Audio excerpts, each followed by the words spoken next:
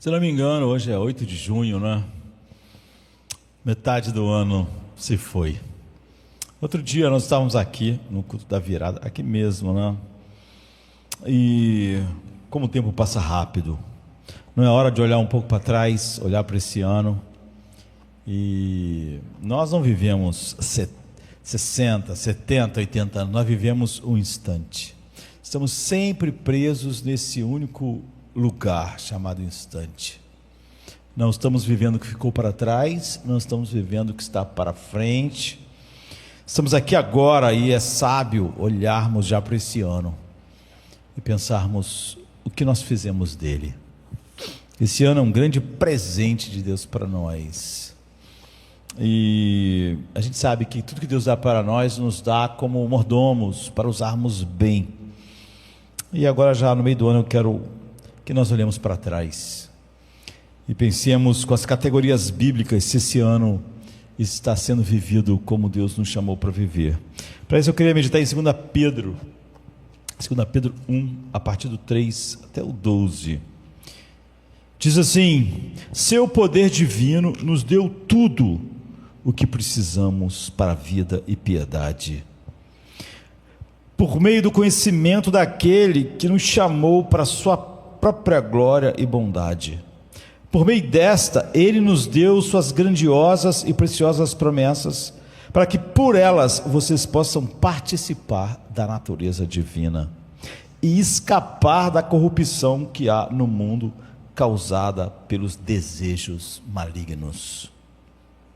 Por essa mesma razão, façam todo esforço para acrescentar à sua fé a bondade, o conhecimento, ao conhecimento o autocontrole, ao autocontrole a perseverança, a piedade, a fraternidade, e a fraternidade o amor, pois se possuírem essas qualidades em medida crescente, elas os impedirão de serem ineficazes e improdutivos no conhecimento do nosso Senhor Jesus Cristo.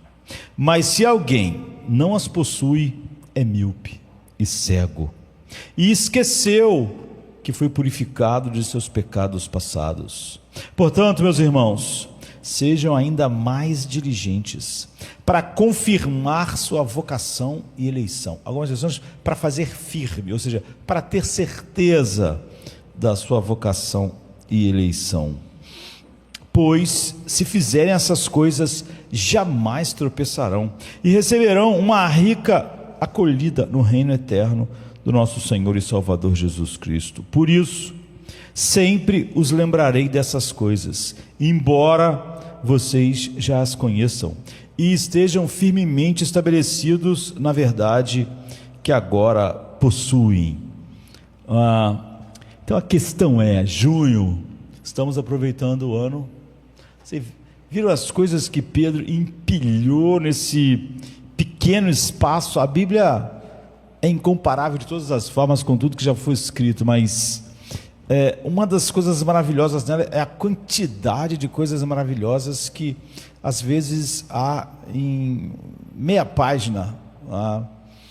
E o curioso sobre o livro de 2 Pedro, se você ler algumas vezes, às vezes no dia, às vezes eu faço isso, você lê às vezes 10 vezes um livro como esse, para ele ficar, para ele saturar a sua mente, ainda mais uma carta tão pequena.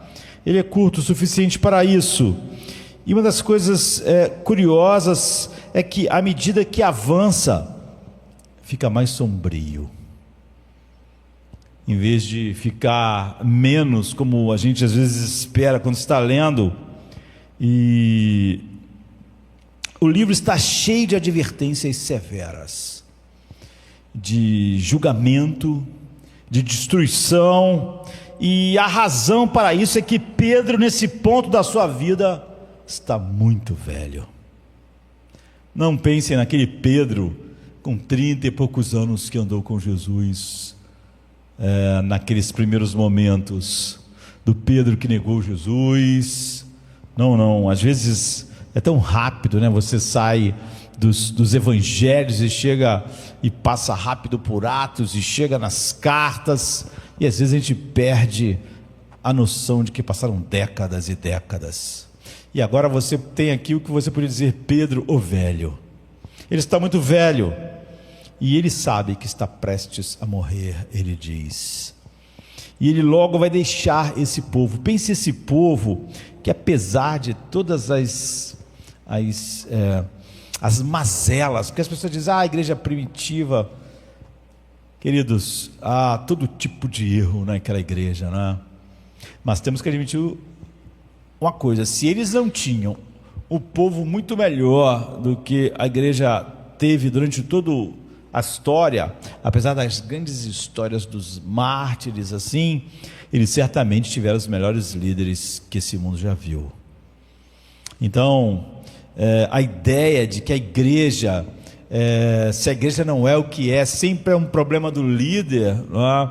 Como é comum hoje, porque hoje é assim: os problemas da família é o pai, sempre você bota na figura de maior autoridade todo o problema. Mas os Gálatas poderiam botar na pregação de Paulo os seus problemas, podiam botar na conta de João o fato de Éfeso ter perdido o primeiro amor, na conta de Pedro. Esses foram os melhores líderes que a igreja já teve. E agora, quando você tem o que são os melhores, também há um trauma maior em perdê-los. Imagine um por um sendo tirado: Pedro, Paulo, cada uma daquelas pessoas. Quem os substituiria, ia substituir eles? Quem ia estar conduzindo o povo de Deus, que ainda havia século de perseguição antes que o cristianismo fosse aceito de uma maneira diferente, né? O cristianismo nunca foi amado por nenhuma cultura, a não ser por corações regenerados, mas aquela oposição com aquelas coisas aterrorizantes. E Pedro está velho, bem velho. Ele diz que sabe que está perto de morrer. Então, quando eu me tornei pastor muito jovem, eu sempre percebi que os membros mais velhos se preocupavam muito mais do que os jovens. Eles se preocupam mais com os filhos, se preocupam mais com seus amigos, se preocupam mais com as condições da sociedade, se preocupam mais com as condições da igreja, se preocupam mais. E inicialmente não sabia muito bem porquê. Havia essa dissonância entre cristãos mais jovens e mais velhos. Mas depois de anos refletindo sobre esse fenômeno, né, e eu mesmo envelhecendo, a razão, não tem uma razão só para as coisas, né, mas a razão mais preponderante pela qual os mais velhos se preocupam mais é porque eles são mais sábios. Não quero dizer que sábios no sentido de ter um QI maior. Pode ser às vezes até que tem um QI menor, tem ao menos informações científicas, culturais, etc. Mas são mais sábios. Nós sabemos que não se mede a sabedoria por QI. Tem pessoas que têm um QI enorme, são geniais em determinada área, a vida deles é um horror. E o que acontece é que as pessoas, à medida que envelhecem, a sua ingenuidade começa a desaparecer. E você começa a perceber, não importa o quão seguro você seja, o quão você acha que tenha todas as respostas, nós sempre achamos nossos pais mais sábios, quanto mais velhos nós somos. Podemos achar nossos pais até meio idiotas quando temos 12 anos, 15 anos. Achamos todos os nossos amigos mais sábios que nossos pais. Mas quanto mais velho ficamos, nós pensamos: como meu velho era mais sábio. Outro dia eu estava falando com Cláudia, a gente, quando lembra dos nossos pais que já partiram, quando começamos a enfrentar o que eles enfrentaram na idade que eles tinham, pensamos, eles estavam se saindo melhor. Nós não achávamos isso grande coisa, mas eles se saíram melhor. Eles enfrentaram essas debilidades melhor. Eles enfrentaram a debilidade dos seus corpos melhor que essa geração. Eles não caíram na mais profunda depressão cada vez que seus corpos davam sinais da morte. Então, quando você tem 25 anos, 30 anos, você começa a pensar, como meu pai era mais sábio. Como meu pai era sábio. Mas quando você fizer 40, você vai achar que ele era mais sábio ainda, né? Com o passar do tempo. E você começa a perceber, não importa o quão seguro ou agradável as coisas pareçam, há perigos para todos os lados. E aquela segurança jovial era só, não porque viviam num mundo menos perigoso, mas porque tinham menos percepção. É como uma criança andando na beira de um barranco, andando num telhado. Ela está confiante, não porque está mais segura. Aquele lugar é perigoso, ela pode cair e morrer, mas ela não vê o perigo. Parece, olhando, que ela é uma pessoa muito mais confiante para a vida, mas simplesmente ela não consegue ver os perigos. Quanto mais velho você fica, mais perde a ingenuidade. Há uma certa ingenuidade, por exemplo, que você sempre acha que todo mundo teve dificuldades, mas que você tem um plano. E eu acho que é Mike Tyson que dizia que todo mundo, quando ia lutar contra ele, tinha um plano, até receber o primeiro soco no queixo. Todo mundo tinha um plano. Todo mundo achava, não, todo mundo caiu, mas comigo vai ser diferente. Eu vou saber lidar com isso. Eu sou fora da curva.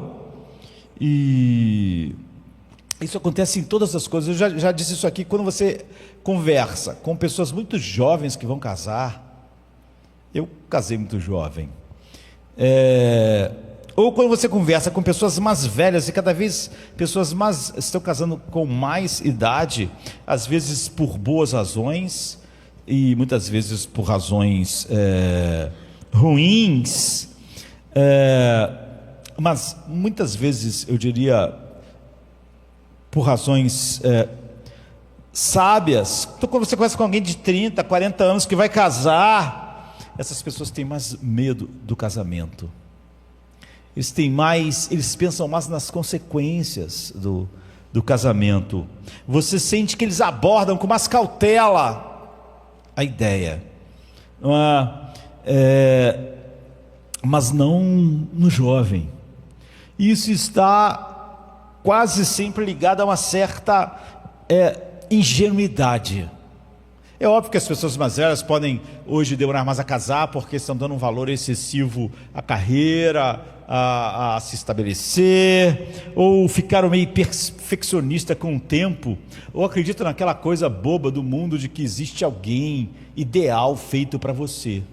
E você então, quanto mais velho fica, mais fica pensando, será que essa pessoa é ideal? E se não for? E se não for, porque tem crente espírita, tem crente que acredita que existe o outro lado da laranja, não é? O meu par, sem aquela pessoa exata, eu não vou ser feliz. Imagine, você vive num mundo de 7 bilhões de pessoas e você tem que encontrar exatamente aquela pessoa. Se tu não achar ela, tua vida está perdida. Queridos, mais fácil toda semana você ganhar na Mega Sena do que achar a pessoa perfeita feita para você em meio de 7 bilhões de pessoas.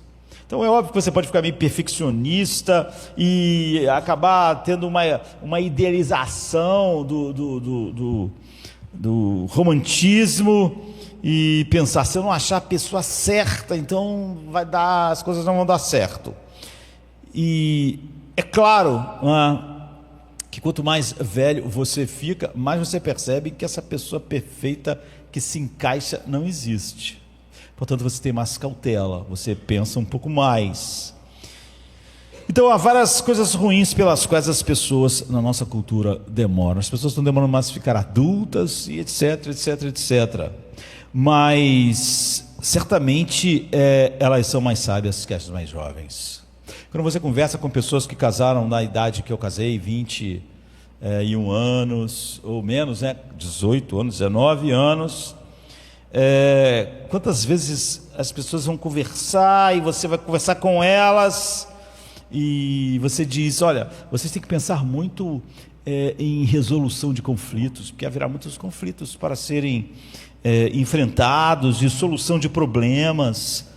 Vocês têm que pensar em como é exercer o perdão e reconciliação. E na maioria das vezes, quando você conversa com pessoas muito jovens, eles não estão nem pensando nisso. Eles até começam a rir assim, quando está conversando com um casal, eles dizem com um sorriso, não precisamos de tudo isso. E por que não? Porque nós nos amamos. Isso é a mais pura ingenuidade. Então essas pessoas acham que as pessoas têm problema com perdão, com resolução de conflitos, porque não se amam.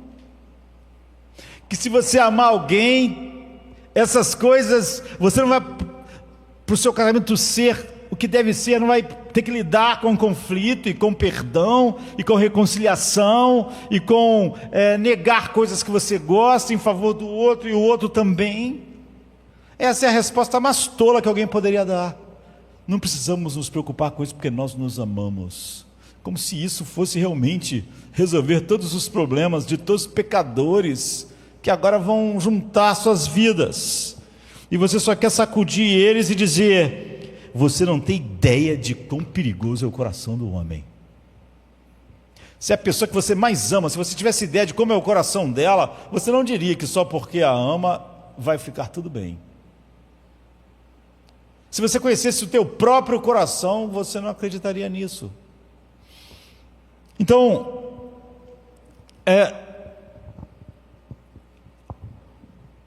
quando você vai deixando de ser ingênuo, você vai vendo perigos que você não via antes. E o casamento é uma coisa maravilhosa e talvez seja aquilo que Deus instituiu, que você pode alcançar as alturas mais sublimes, mas também pode ser os maiores infernos da vida. Esse mundo caído, tudo que é muito grande, muito bom, pode ser muito mal. Eu já disse isso. Tudo que é muito bom pode ser muito mal na criação caída. Eu já disse que você não pode encontrar uma vaca muito malvada. Porque o que uma vaca malvada faz, queridos? Corre atrás de você? Tudo bem, não é legal a vaca correr atrás de você. Mas se você falasse, essa vaca aqui é o puro mal, o que ela faz? Agora, pense num ser humano e alguém diga assim, essa pessoa é o puro mal. Aquela pessoa pode fazer muito mal, porque ela está num lugar muito mais alto que a vaca. Agora, pense no anjo, quando ele se torna totalmente mal. Pense num querubim, quando se torna mal. Quão mal ele pode ser. Assim são as coisas. O coração humano está cheio de ameaças, está cheio de perigos, e a coisa mais amorosa que a gente pode fazer é enfatizar o negativo para as pessoas, porque quase sempre aqueles pombinhos que vão casar só estão vendo as coisas muito lindas à sua frente. Mas normalmente você vai encontrar que pessoas assim não querem ouvir, porque como adolescentes de 15 anos se acham muito mais sábios do que seus pais de 30 e 40 anos, aquelas pessoas também acham que entendem tudo de amor, do coração humano. E olhe para a Bíblia, você tem a Bíblia, você lê o livro de 2 Pedro, e no capítulo 1, o que ele está tentando dizer? O que Jesus dizia quando alguém disse que ia seguir ele? Eu vou te seguir, mestre. Ele disse, olha, eu não tenho onde repousar a cabeça. Não seja ingênuo, você está só animado? Você vai estar reclamando quando não tiver onde reclinar a cabeça? Jesus contava parábolas. Eu disse, sempre que Jesus te contava uma história, você tinha problemas. Quando Jesus dizia, espera aí, eu vou te contar uma história. Então ele diz, ele contava a história de alguém que ia para a guerra e não não avaliou as coisas direito. Ele ia lutar contra o rei que estava lá com 30 mil soldados, ele só tem 10 mil. Jesus disse: olha, é melhor você ir lá e fazer um acordo. É óbvio que se você só tem 10 mil soldados e vai fazer um acordo com um rei que está com 30 mil, o acordo vai ser melhor para o outro. Mas é melhor você pagar impostos, servir aquele rei, do que ser massacrado. Você já fez a conta, você já vê que ele tem um exército muito maior que o seu. É muito mais sábio pagar impostos àquele rei do que ir para uma guerra que você sabe que vai perder e ser massacrado. Ele diz: se você vai construir uma torre, faça o cálculo antes se você tem recursos, porque se você começar e não terminar, as pessoas vão dizer: ele começou algo que não terminou. Jesus era assim, não é? E quando você lê a Bíblia, quando você lê esses livros, e esses livros como esse de Pedro aqui, já com idade, ele diz assim no versículo 4 do capítulo 1: quero tanto que vocês consigam escapar da corrupção que há no mundo, por meio dos desejos malignos do coração. Ele está dizendo o seguinte: esse mundo é tão corrupto, e o coração de vocês tem desejos tão compatíveis com a corrupção do mundo, que eu quero que vocês fiquem atentos. Você vê, você pode achar negativo, mas ele não é ingênuo. Ele diz: esse mundo é muito mau. Paulo fala: esse presente século mau. E o coração de vocês tem um problema com desejos que se encaixam com a malignidade desse mundo. Eu quero que vocês fiquem atentos, não digam: eu igual aquele casal, nós nos amamos, como se isso resolvesse os problemas do coração humano. No capítulo 2, Pedro fala sobre a destruição rápida que acontecerá com aqueles que caem no erro. No capítulo 3 ele fala sobre o julgamento final, quando Deus virá e julgará todos por sua corrupção. Parece sombrio, queridos. Você pensa, alguém como Pedro, velho, já podia falar umas coisas mais animadoras. Quando você lê isso e quando ouve esse tipo de linguagem, você pensa: lá vem o pastor, então lá vem Pedro, lá vem ele com esse negativismo. Por isso que eu gosto do humanismo secular, da psicologia secular, porque não tem esse negativismo. Você foi feito para brilhar, você é maravilhoso, você pode ser tudo que você quiser. É isso que eu quero ouvir, mas esse negativismo. O mundo não é tão sem esperança assim. As pessoas pensam. As pessoas vão encontrar um caminho. Essas pessoas se parecem com o quê, queridos? As pessoas que acham isso, elas se parecem com aqueles jovens que dizem que não teria nenhum problema no casamento porque eles se amavam. São pessoas tolas. Eu diria ingênuas, mas essa palavra fica meio... não tem o peso, né, da tolice. E você está apenas aplicando ao mundo o que aqueles pombinhos estão aplicando ao casamento. Acham que realmente eu amo, ela me ama, então tudo vai ser maravilhoso. Aí você olha para o mundo inteiro e acha que esse caos de corrupção, habitado por pessoas com desejos corruptos em seu coração, vai dar tudo certo. Você só precisa ser otimista de como as coisas vão. Ou seja, são tão ingênuos quanto aqueles. A coisa mais amorosa que um pastor velho como Pedro pôde fazer pelo seu povo, quando sabia que não ia viver muito, a coisa mais sábia era alertar a eles para os perigos do mundo, mas mais ainda para os perigos do seu coração. Que esse mundo é perigoso, mas seu coração é muito mais perigoso que o mundo. Na verdade, esse mundo é tudo o que é por causa do coração de todo mundo que está no mundo. E é disso que se trata esse último documento que Pedro deixou para nós. Tudo é perigoso. Em vez de você ver as coisas como não perigosas, vejam todas elas como perigosas. E como eu disse, quanto maior é uma coisa, mais perigosa ela é. O sol é maravilhoso, mas ele é muito perigoso. Sabe, uma explosão solar pode simplesmente destruir o sistema solar. Quanto mais poder algo tem, mais perigoso. Então, qual é o ser mais perigoso? É Deus. Porque quanto mais maravilhoso algo é, mais grandioso, mais perigoso. A Bíblia não diz terrível coisa é cair nas mãos do diabo, mas diz terrível coisa é cair na mão do Deus vivo. Como Ele é o ser mais glorioso, mais poderoso, maior que existe, que pior coisa seria cair nas mãos dele? Que pior coisa poderia estar de ser debaixo da ira de Deus? Um outro homem muito irado com você só pode matar seu corpo.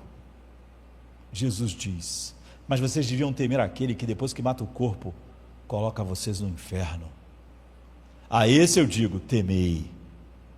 Então é maravilhoso, ao mesmo tempo é o mais perigoso. E todos os homens um dia vão experimentar para sempre essa maravilha ou esse terror. Então, como C.S. Lewis diz, através do Sr. Castor, lá, quando perguntaram se Aslan era manso, ele disse: manso? Não. Manso no sentido de domesticado, Podemos domesticar esse leão? Ele diz: não pode. Ele não é domesticável, mas ele é bom, mas não é seguro. Não é seguro. Não pense que você pode domá-lo. Não pense que você pode ter truques que façam ele fazer o que você quer. Ele é um leão. Ele é perigoso. E falar sobre julgamento, falar sobre conheça a maldade do seu próprio coração. A Bíblia está falando o tempo todo sobre isso. É a coisa que nós agimos mais como aqueles casaizinhos que acham: não, a gente não precisa de saber resolução de conflitos, perdão, como vamos fazer isso e aquilo, porque nós nos amamos. Ou seja, a Bíblia está o tempo todo dizendo: conheça a maldade do seu coração. Jesus está sempre dizendo: é do teu coração que saem todos os seus pecados. Você falou que é pecado do outro, do irmão, do teu parente, das pessoas no trabalho, porque você foi maltratado, mas isso são tudo desculpas.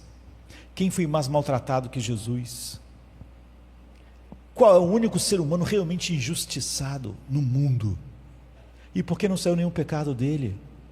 Porque não estava lá. Ninguém põe raiva dentro de nós, ninguém põe ódio dentro de nós, ninguém põe amargura dentro de nós, ninguém põe infelicidade dentro de nós, ninguém põe as nossas reações ríspidas, nossa infelicidade, ela está lá. Os eventos do mundo fazem essas coisas aflorarem, e é isso que é a misericórdia de Deus restringidora. Quando falamos que todos os pecados que estavam lá no coração de Hitler estão no teu, você pode pensar: nunca faria o que ele fez. Não. Se Deus te colocasse no mesmo lugar, te colocasse sobre as mesmas circunstâncias, se Deus não, com a sua graça, não contivesse o mal no seu coração, no fundo, tudo que ele fez foi por causa do orgulho. As sementes do orgulho não estão no seu coração, não se manifestam. O fato de Deus não ter deixado elas crescerem, pela sua providência, deixando você nascer em determinado lugar, experimentar determinadas coisas, de tal maneira que conteve isso, te faz diferente. Então a Bíblia está sempre dizendo: conheça a maldade do seu coração. E se você acha que isso é negativismo, e é óbvio que então você vai preferir o humanismo secular, ou você acha que isso é energia negativa, você é como aqueles jovens de 18 e 20 anos que dizem: não vamos ter esses problemas no casamento não, pastor, porque nós nos amamos. Sabe qual a única coisa que a gente tem que dizer para essas pessoas? Para aqueles jovens que vão casar, ou para qualquer um que não esteja sondando e vendo, conhecendo a maldade do seu próprio coração, a única palavra para essas pessoas é: cresça. Cresça. Você precisa crescer. Na verdade, essa carta de Pedro é um grande cresça para aquelas pessoas. Conheça os perigos do coração, conheça os perigos da vida, conheça os perigos até mesmo de se relacionar com um Deus tão grande e santo. Nada pode ser mais perigoso. E a gente vai olhar aqui o que Pedro está dizendo no tempo que nós temos, e as ameaças, e a sua maior ameaça é o coração que você tem. Todos os seus problemas, cada sermão que você não aplicou, cada vez que você aplicou o sermão só para as outras pessoas, que você aplicou para a igreja, mas não aplicou para você, então é o seu coração agindo da pior forma possível. E o que esse texto nos diz sobre os perigos do teu coração, do meu coração? Como nós podemos já olhar para esse ano e ver como nós crescemos ou não no propósito de Deus? E, em segundo lugar, o que ele nos diz sobre como escapar desses perigos? A questão não é se tem perigo ou não, eles estão lá, você está vendo ou não, dependendo se você cresceu ou não. Alguém adulto tem medo de determinadas coisas, não porque é medroso, mas porque não é ingênuo. Uma criança não tem medo, não porque ela é sábia, mas porque ela é totalmente ingênua, ignorante. Então, os perigos do nosso coração é a única maneira de nós realmente andarmos nesse ano e ele não ser um tremendo desperdício, um tremendo outdoor, falando da nossa incapacidade por falta de crescimento.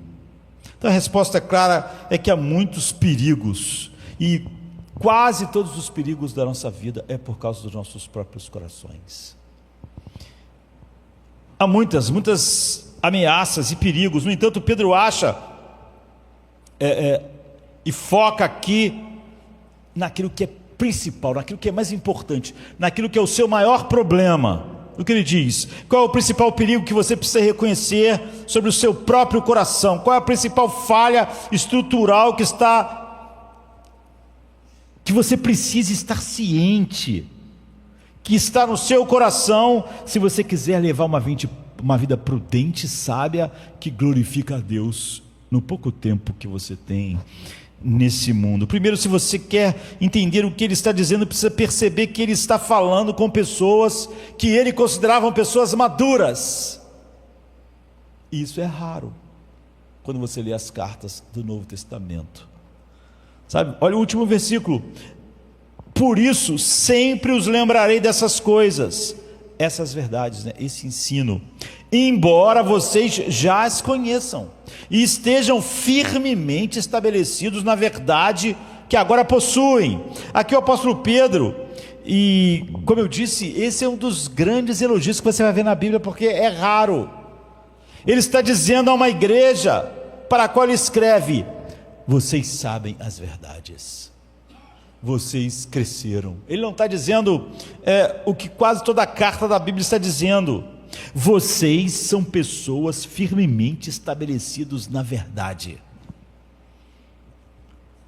Estes não são cristãos novos, não são cristãos fracos, estão recebendo um dos maiores elogios que o Novo Testamento faz. É muito difícil encontrar esses elogios nas cartas do Novo Testamento. Paulo, Pedro ou qualquer outro escrevendo a uma igreja do Novo Testamento raramente dizem coisas tão afirmativas como Pedro está dizendo aos Hebreus. O que o autor de Hebreus, um livro maravilhoso, o que ele diz? Vocês eram para ser adultos, mas vocês ainda são crianças. Vocês eram para ser mestres, mas vocês não cresceram.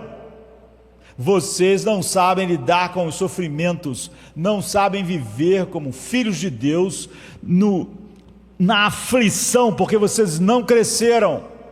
Vocês são crianças quando deviam ser mestres. Eu devia estar dando para vocês uma comida sólida, mas sou obrigado a dar de novo leite e papinha, porque vocês não cresceram. Normalmente, essa é a realidade nas cartas do Novo Testamento. É isso que Paulo está dizendo aqui. Você vê, é o que o autor de Hebreus está dizendo, é o que Paulo vai dizer para os Gálatas, é o que Paulo vai dizer para os Coríntios. Sempre vocês estão distantes de serem adultos, então vocês estão sobre essas mesmas coisas. os mesmos pequenos problemas que, como adultos em Cristo, vocês deviam estar lidando. E olha que ele estava falando lá com os hebreus, por exemplo, de ser preso, de ser morto, de perder seus bens. Ele diz, vocês eram para ser adultos, para lidar com isso, mas vocês não são. Mas aqui está dizendo, vocês são adultos. Vocês conhecem, e você não costuma ver esse tipo de afirmação. Ele então continua a dizer, por isso sempre vou lembrar vocês dessas coisas, o que é estranho, não é? Porque ele não diz, bem, vocês são uma igreja muito fraca, vocês conhecem muito pouco, e a maioria das igrejas, eu não vou precisar lembrar isso, mas a vocês eu tenho que lembrar isso de novo. Não, ele não está dizendo isso, ele está dizendo, vocês conhecem, vocês se tornaram adultos. É as pessoas que ele diz que, não tendo visto, contudo se alegram nele, com uma alegria indizível e cheia de glória, em meio a grandes sofrimentos. É quase o contrário do que é dito às pessoas no livro de Hebreus. Mas ainda diz, por causa disso, porque vocês são adultos, porque vocês realmente conhecem a verdade, então eu vou sempre lembrar vocês. Não é engraçado? Você sempre vai lembrar algo para aqueles que sabem, para aqueles que são maduros. Não seria muito mais fácil de entender? Vocês não crescem, então vou ter que ficar repetindo essas coisas. Então volte um pouco no texto para ver o que ele está querendo dizer. No versículo 5 ele começa a falar sobre como eles precisam acrescentar a sua fé a tudo que eles têm, a tudo que fez dele adultos. Quero que vocês cresçam na fé, quero que cresçam no autocontrole, quero que vocês cresçam na paciência, quero que vocês cresçam no conhecimento, quero que vocês cresçam no amor. Ele diz que eles já eram conhecedores, que eles já eram adultos, mas tudo que ele quer para eles é que eles cresçam na fé, cresçam no autocontrole, cresçam na paciência, cresçam no conhecimento, cresçam em amor, cresçam. Então ele diz, pois se possuíres essas qualidades, em medida crescente, se essas coisas estiverem sempre crescendo em vocês, elas os impedirão de serem ineficazes e improdutivos no conhecimento do Senhor. Ou seja, o conhecimento que vocês têm de Cristo não vai ser algo vazio e que não serve para a vida real. Sei tudo sobre a paz de Deus, mas eu tenho problema, então não tenho paz nenhuma. Sei tudo sobre esse assunto, até que aquele problema entre na minha vida, então eu não sei lidar com aquilo. Ele está dizendo, é improdutivo no seu conhecimento. Se vocês não estiverem crescendo, vocês vão ser improdutivos. Tudo que vocês conhecem não vai servir. Aqui está o que ele diz em uma paráfrase. Ele está dizendo, a menos que vocês vejam a si mesmos crescendo, a menos que vocês, agora em 2025, no mês de junho, já passou metade do ano, não veem que vocês cresceram visivelmente, progressivamente, concretamente, vocês estarão naquele momento ineficazes, improdutivos, míopes, Pedro está dizendo cegos, e vocês esqueceram o que Cristo fez por vocês, vocês esqueceram o Calvário. E a gente precisa colocar isso de uma forma ainda mais clara, né? Pedro está dizendo aqui que não importa há quanto tempo você é cristão, não importa quão sábio você seja na fé, ou seja, quanto conhecimento das doutrinas você saiba, porque a gente sabe que não acontece que de mês em mês Deus manda uma prova para a gente, para ver a nota que a gente tira no conhecimento. Não importa quão forte você seja no seu caráter moral, há uma corrupção em seu coração, e esse mundo é um poço de corrupção, e um coração onde há corrupção, num mundo cheio de corrupção, não é uma boa combinação. Seu coração naturalmente é resistente à verdade. Por que as pessoas amam a verdade, mas rejeitam a verdade? Não estou dizendo do mundo, não. Por que as pessoas têm problemas com a língua, mas quando ouvem um sermão sobre isso, aplicam os outros, não aplicam a si mesmo? Porque naturalmente há uma resistência à verdade no que diz respeito a nós. Isso é uma corrupção do coração. Por que Davi podia dizer, esse homem deve morrer, até Natan dizer, esse homem é você, Davi? Sempre que você estiver sentado num culto, aplicando o sermão para outra pessoa, escute a voz de Natan falando para você, essa pessoa é você, Deus está falando com você, não aplique aos outros. Você faz isso por causa da corrupção do seu coração. Essa corrupção está se protegendo. É o que Pedro está dizendo. Seu coração naturalmente é resistente à verdade. Isso dos que conhecem mais, do que são maduros e dos que têm vivido uma vida madura. É por isso que Lutero dizia, por que eu prego toda semana o Evangelho? Ele diz, porque vocês esquecem o Evangelho toda semana. Mas isso que o Lutero está falando é muito mais profundo do que pessoas que realmente esqueçam. No sentido mais superficial. Não importa o quanto você tenha focado em algo belo, você perde o foco. Esse é o mundo que nós vivemos. E esse é o coração que temos. O culto da semana passada foi maravilhoso. O sermão, você lembra? Você aplicou na segunda, na terça, quando o teu coração reagiu de maneira que foi... Semana passada de manhã pregou sobre o tolo, né? Quantas vezes você pensou nesse sermão quando você respondia a alguém? Quando via alguma coisa, quando lia alguma coisa, quando você tinha um sentimento? Quantas vezes essa semana você pensou, isso, segundo a palavra de Deus que eu ouvi, isso é um sinal de tolice? Quantas vezes você fez isso? Nossos corações costumam não se apegar à verdade. É por isso que nós precisamos meditar em um sermão. Não acaba quando acaba o domingo. A aplicação continua durante a semana. E se você não pensou durante a semana inteira, no sermão que foi pregado pela manhã aqui, pelo Mateus, não é? Sobre tolice, então teu coração perdeu o sermão. É isso. Não importa o quanto você tenha focado em algo belo, você perde isso. Você perde muito rápido o culto da semana passada. Não importa o quanto você ache que foi impactado por uma convicção particular e você sai do culto com o coração ardendo, maravilhado com a palavra, não importa, vai desvanecer. Se você simplesmente se deixar com aquele impacto não vai durar muitos dias.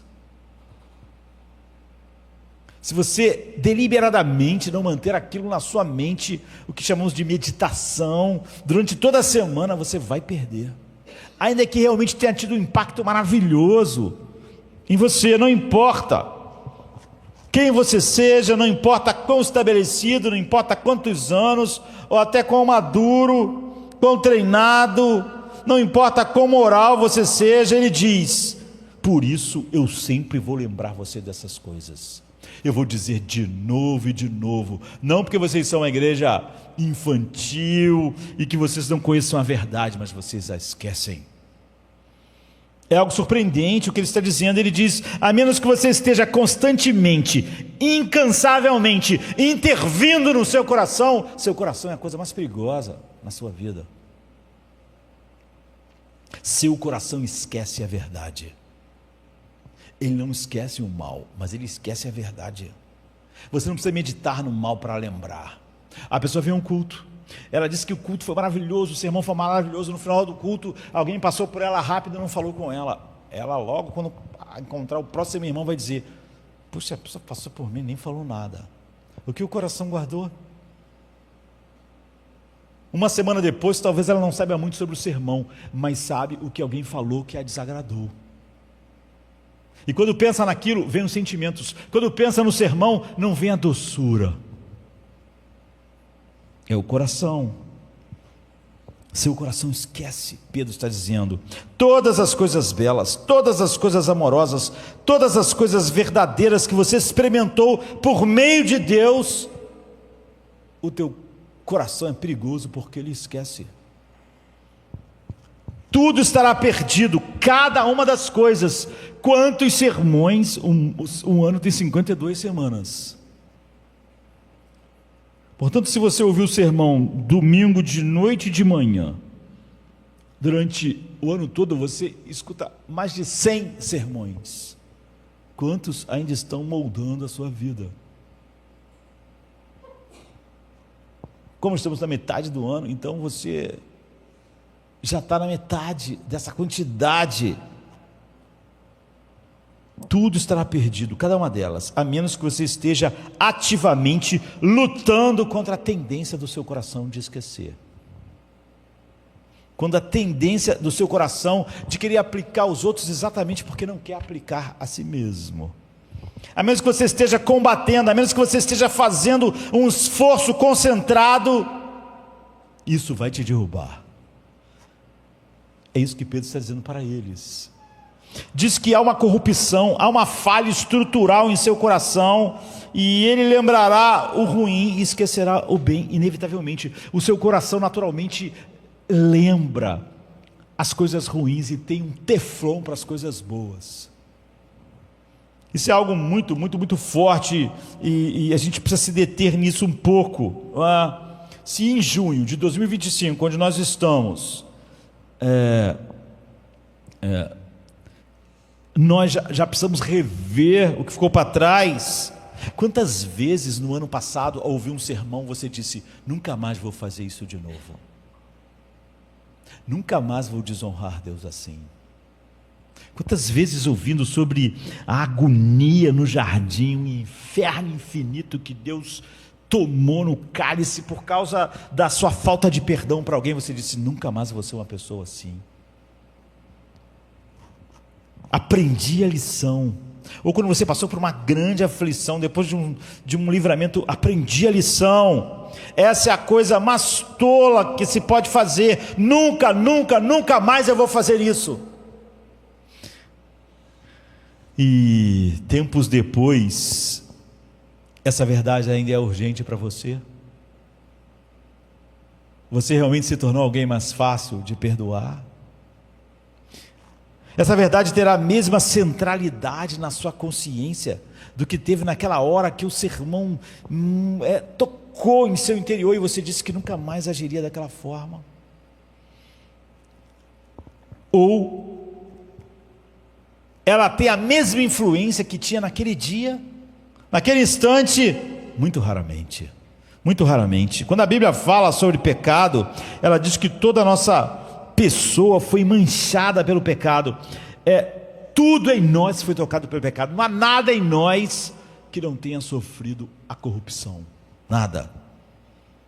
Então há uma falta de integridade natural que o pecado produziu e afeta tudo em nós. E uma das coisas que mais afeta é a nossa memória. O que é integridade? A gente já falou tanto a respeito disso, né? Quando a Bíblia fala sobre integridade, significa inteireza. Quando não há fragmentação na sua vida, significa que você é o mesmo com essa multidão e com aquela multidão. Você é o mesmo no culto e você é o mesmo em casa. Você é o mesmo no culto, em casa, e o mesmo no seu trabalho. Você não é aquelas pessoas que dizem: não, eu sou professor, quando eu vou para a escola eu deixo meu cristianismo em casa, porque lá não tem essa coisa de cristão, não cristão. Essa não é uma pessoa íntegra. Se o viver para ela é Cristo, é na escola, como professor, como médico, é no banco, é em casa, é na igreja. Isso é integridade. Não há uma fragmentação na minha vida. Esse é um homem de integridade, essa é uma mulher de integridade. Significa que você é o mesmo em público e o mesmo em privado. É o mesmo em privado e o mesmo em público. Você está adorando, lendo a Bíblia, buscando a face de Deus como você faz no domingo, todo dia. Também significa que uma pessoa de integridade seria a mesma pessoa no momento e no outro. Quando tudo está dando certo e quando tudo está dando errado. Minha vida de oração está muito ruim. Por que está muito ruim? Porque eu estou com muitos problemas. Então, não há integridade. A tua vida de oração devia ser a mesma. Deus mudou. São as circunstâncias. Você não dizia que não vive por vista, mas vive por fé? Porque aquilo que se vê, todas essas aflições, não são nada perto das coisas que a gente não vê. Se você diz, nunca te esquecerei, nunca esquecerei as coisas que você me disse, nunca esquecerei essa lição, mas um ano depois, um mês depois, uma semana depois, você pode ver isso. Pessoas que, antigamente as pessoas percebiam mais isso. Quando você lê os puritanos, você percebe isso. As pessoas escreviam um diário, ou as resoluções de Jonathan Edwards. Aquilo ali não é ele dizendo, não são promessas como as pessoas dizem. O que Jonathan Edwards quer com as suas resoluções é perceber se 10 anos depois ele realmente é a mesma pessoa. E se você não tem um diário, você perde isso. Você vai dizer, no dia tal, na hora tal, eu senti que a palavra de Deus falou isso comigo e moveu meu coração e me mostrou a glória do perdão. E às vezes as pessoas iam olhar lá um ano atrás e pensam, meu Deus. Mas se você não tem um diário, ou então você não tem suas resoluções, você perde isso mais facilmente. As coisas maravilhosas que aconteceram, os momentos em que o seu espírito se elevou, os momentos em que você se sente mais amado, mais confiante, continuam quando tudo está dando errado. É melhor você anotar essas coisas. É melhor você anotar como um sermão falou com o seu coração. É melhor você, depois de uma semana, 2, um mês, em junho, começar a olhar. Porque eu posso dizer, o que é tão fascinante sobre o coração humano é que você voltará a essas coisas um ano depois, porque você vai esquecer se você deixar as coisas simplesmente serem como elas são. Se você não tiver anotado, você esquecerá completamente que já desfrutou tanto da vida, do gozo, da verdade de Deus, e que você não está desfrutando agora como desfrutou antes. Você sempre consegue lembrar outras coisas. A ansiedade, você não esquece. Como eu disse, o que o irmão te falou, que você não gostou, você não esquece. Aquele sermão daquele dia, você esquece. Talvez você não lembre de um sermão de exatos há um ano atrás, mas se alguém te falou algo duro há um ano atrás, você lembra. Essa é a corrupção do coração. O pecado afetou nossa memória, o que ela naturalmente guarda e o que naturalmente ela esquece. Você pode se sentir tão grato a Deus hoje e daqui a um tempo está sendo ingrato, reclamando e murmurando. Você sempre consegue lembrar das suas decepções, sempre consegue lembrar daquilo que te produziu raiva, mas e daquilo que te produziu alegria? E da alegria indizível que você sentiu ao ouvir a palavra de Deus há um tempo atrás, está igual? Você sempre consegue lembrar do feio, do nojento, mas tem uma dificuldade enorme em lembrar de qualquer elogio que alguém tenha te feito. E se alguém te fez 1000 elogios e um dia disse uma coisa desagradável, você vai lembrar dessa coisa desagradável, e ela vai ter um peso enorme que aqueles 1000 elogios ou 1000 palavras de afirmação não vão ter. Isso não é um problema daquela coisa de não afirmação, é um problema do nosso coração. Tem muita dificuldade em lembrar das misericórdias que te foram mostradas. Tem muita dificuldade em lembrar da alegria que Deus te deu. A Bíblia nos diz que o coração humano foi tão ferido pelo pecado e corrompido que resistirá ao bom e ao verdadeiro,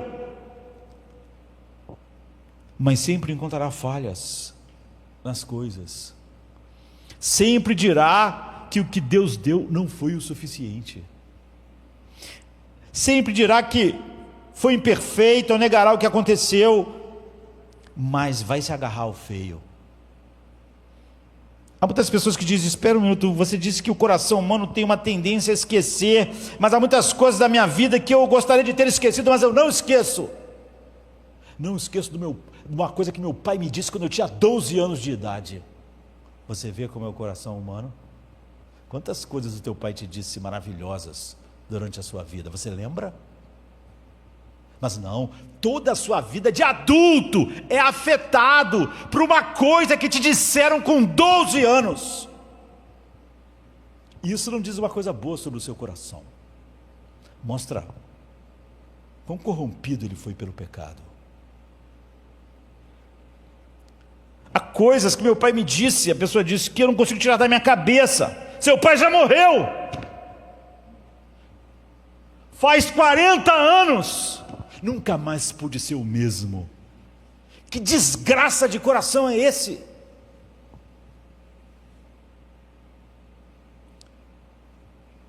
Provavelmente você acha que o problema estava só com seu pai, que não há nenhum problema no seu coração, e em 40 anos depois, isso afetar a sua vida. Quanto milhares de coisas boas que Deus fez, e que até seus pais fizeram, não conseguem te afetar, 2 dias depois, que elas foram feitas, ou ditas. Isso diz muito mais sobre o nosso coração, do que sobre as coisas que foram feitas e ditas. Há coisas que eu não consigo esquecer. Enquanto você vê, há coisas, como eu disse, a pessoa não esquece o que alguém diz a ela 1 mês atrás, uma palavra, mas ela não lembra do sermão daquele dia, ela não lembra do que Deus disse, não lembra de quão maravilhoso foi, não lembra. O pecado faz as coisas operarem de forma perversa no coração, o que significa, ao contrário, faça com que funcione ao revés. Então você descobrirá repetidamente que o bom, o amoroso, o verdadeiro desvanece do teu coração. Teu coração tem um teflon para essas coisas. Ah, Cristo na cruz, que maravilhoso, e tu derrama lágrimas, mas daqui a 2 dias você esqueceu. Mas o seu coração, ele agarra as coisas opostas. Seu coração, enquanto tem um teflon em relação ao bem, ao que é amável, ao que é puro, ao que é de boa fama, ele é o oposto, com tudo que é ruim. Mas está sendo dito sobre o seu coração, meu coração. Então, os pais podem ter essa experiência com os filhos, eles podem ter feito uma relação afirmativa com seus filhos e gasto a vida com os filhos, mas se eles disseram uma coisa, se eles fizeram uma coisa que foi ruim, essa pessoa vai carregar isso para o resto da vida. E normalmente a pessoa vai avaliar isso não como um problema no seu coração, mas como um problema lá naquelas palavras, do que foi dito. Há algo no coração humano que esquece o bom e lembra o ruim. É por isso que Paulo diz, eu tenho que pregar, Lutero disse, eu tenho que pregar o evangelho de novo para vocês. É por isso que Pedro está dizendo, eu vou repetir as mesmas coisas, para que vocês não esqueçam. Um coração que se detém em misericórdia é um coração grato. Se você se detivesse na misericórdia de Deus, você teria um coração grato. Por que o nosso coração às vezes não é grato? Por que nós murmuramos? Às vezes você vive e não tem uma doença séria, grave, e você já tem 50 anos, e então chega uma doença séria. Você podia pensar, meu Deus, eu vivi 5 décadas sem nenhuma doença séria num mundo como esse. Que coisa incrível, que proteção, que tempo maravilhoso, quantas décadas eu vivi. Você pensa, por que isso está acontecendo? Por que Deus está deixando isso acontecer? Você vê, toda a bondade de 50 anos sem uma doença séria, não colou em você. Não colou, seu coração foi um teflon para aquilo tudo. Você não consegue olhar para trás e ver a bondade abundante, superabundante de Deus. Mas agora você está enfrentando um problema. Por que Ele está deixando isso acontecer? O coração agarra. Um coração que se detém em conselhos úteis é um coração aberto e humilde. Um coração que se detém em seus abusos e nas injustiças que experimentou é um coração cínico, amargo. Se você tem um coração cínico e amargo, é óbvio que o seu coração é um teflon para o mal. Não importa quanta bondade Deus mostrou, quão bem tratado você foi pelas outras pessoas, tudo isso não colou. Isso não diz muito sobre o mundo, diz muito sobre os nossos corações. São perigosos. A Bíblia nos diz que mesmo que você tenha tido uma criação razoavelmente boa, ninguém tem uma criação perfeita, queridos, porque ninguém jamais teve. Quando as primeiras crianças nasceram no mundo, seus pais já eram pecadores. E é óbvio que pessoas que não serão pais perfeitos não podem exigir pais perfeitos. Pessoas que não são amigos perfeitos não podem exigir amigos perfeitos. Pessoas que não são irmãos perfeitos não podem exigir irmãos perfeitos. A Bíblia nos diz que mesmo que você tenha uma criação razoavelmente boa, na qual realmente você teve muito mais afirmação e seus pais foram muito mais justos com você, seu coração vai se agarrar a alguma injustiça para você nutrir autopiedade, amargura, não é? Pena de si mesmo, para justificar o que você faz de mal e de ruim. Então, como eu disse, 50 anos, 60, sem nenhuma doença séria. Então, quanto eu tenho para ser grato? Mas agora eu estou doente. Então eu penso, o que Deus está fazendo? Por que Ele não impediu isso de acontecer? Não há nenhuma gratidão. 60 anos de bondade não colou em mim. Na primeira grande aflição, lá está eu, tão ingrato. Apesar daquelas décadas de bondade. E você vai descobrir que a verdade e o bom desvanecem. Se você ouvir esse sermão hoje, mas não meditar nele amanhã e depois de amanhã, muito antes do próximo domingo, ele terá desvanecido do seu coração. Jesus chama isso de o pássaro. Satanás tira a semente que ficou na superfície, porque não houve um empurrar para dentro do coração, através da meditação e da aplicação e do desmascaramento dos nossos corações.